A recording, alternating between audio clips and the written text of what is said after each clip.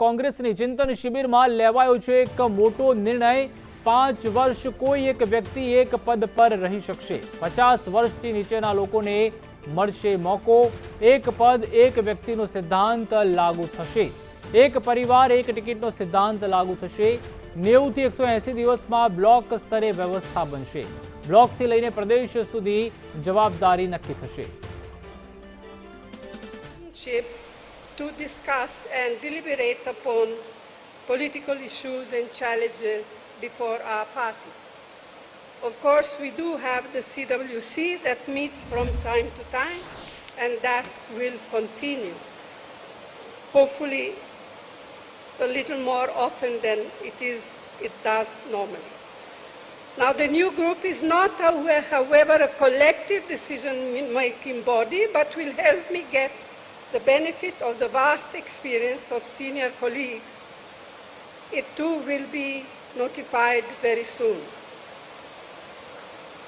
Throughout these 3 days, you have also had the opportunity to get to know each other, to meet and interact with each other. And as for વધુ માહિતી માरे संवाददाता अजय यादव जुड़ाई चुके हैं। अजय, चिंतन शिविर चल रही है और महत्वपूर्ण निर्णय लिया गया है चिंतन शिविर में, क्या ज्यादा अपडेट्स है? देखिए, निश्चित तौर पे पहले की जो कांग्रेस थी उसमें बहुत कुछ फर्क डालने की कोशिश की गई है। यहाँ तक कि कांग्रेस पार्टी की अब कोशिश है कि 2024 के लोकसभा चुनाव और आने वाले जो विधानसभा चुनाव है उसमें न सिर्फ संगठन के स्तर पे बदलाव किया जाए, बल्कि जो सामने मुद्दे हैं उसको लेकर के आंदोलन किया जाए। तो इसी रणनीति में पूरा 3 दिनों तक चिंतन शिविर किया गया। पहले राहुल गांधी की तरफ से स्पीच दी गई जिसमें पूरे इंडिया की डाइवर्सिटी को एड्रेस किया गया और ये कहा गया कि डाइवर्सिटी फिलहाल खतरे में है और उसको जो चुनौती दी जा रही है उसके खिलाफ आंदोलन करने की जरूरत है और कांग्रेस पार्टी में वो खुद आगे बढ़कर इस चुनौती को स्वीकार करते हैं। लेकिन 3 दिनों को पूरे चिंतन शिविर में क्या कुछ फैसले लिए गए हैं, अगर उसके बारे में अगर एक बार बात करूं तो अब कांग्रेस में कोई व्यक्ति 2 बार एक ही पद पे लगातार नहीं बना रह सकता है। यानी कांग्रेस में जो व्यक्ति संगठन के लिए 5 साल काम नहीं किया हो उसे चुनाव लड़ने का अधिकार भी नहीं दिया जाएगा। लेकिन साथ ही साथ ये कहा गया है कि एक व्यक्ति से एक ही परिवार को टिकट दिया जाएगा, लेकिन अगर उस व्यक्ति के परिवार में कोई दूसरा व्यक्ति भी अगर राजनीतिक तौर पे संगठन के स्तर पे कांग्रेस में सक्रिय है तो उसे इसी आधार पे टिकट नहीं दिया जाएगा। लेकिन संगठन में अगर उसका 5 साल का अनुभव है तो उस परिवार से दूसरे व्यक्ति को भी टिकट दिया जा सकता है।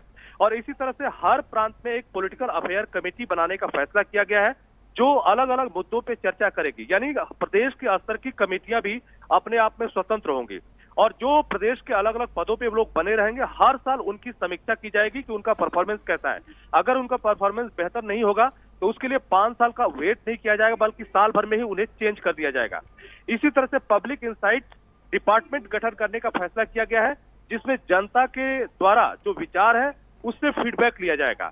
राष्ट्रीय ट्रेनिंग इंस्टीट्यूट का गठन किया जाएगा और इसका मतलब यह है कि जो भी कार्यकर्ता है उनको व्यापक तौर पर प्रशिक्षण दिया जा सके। और इसी तरह से अखिल भारतीय कांग्रेस स्तर पे इलेक्शन मैनेजमेंट डिपार्टमेंट का गठन किया जाएगा। यानी हर समय पार्टी इलेक्शन मोड में हो, जैसा कि भारतीय जनता पार्टी को देखने में अक्सर ऐसा आता है। तो कह सकते हैं कि ये इस बार जो चिंतन शिविर आया है जो हुआ है 3 दिनों तक उसमें कुछ आमूल चूल परिवर्तन लागू करने की कोशिश की गई है।